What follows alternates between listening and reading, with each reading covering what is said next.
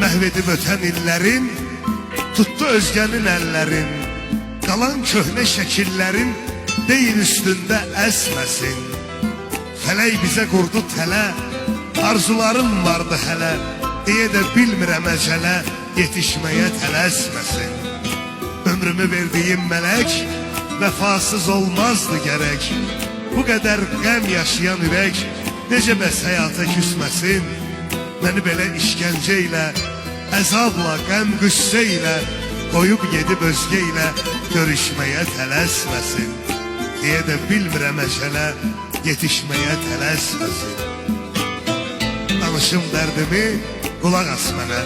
Bir vaxt sevgim idi ən əsas mənə, nə qəbir gərəkdi, nə də yas mənə. Mən elə sağ ikən ölən adamam. Yar da imdadıma gəlmədi mənim, sevgimi mənimlə bölmədi mənim. Bir nəfər qədrimi bilmədi mənim, dərd odur mən bunu bilən adamam. Mən elə sağ ikən ölən adamam. Ümidin ipləri tez-tez yığılır, yenidən arzular bir də doğulur.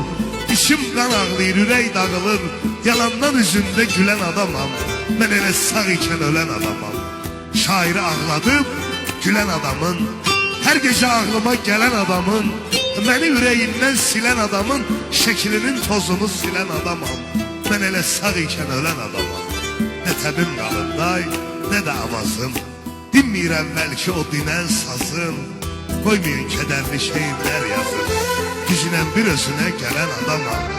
Mən elə sağ ikən ölən adamam.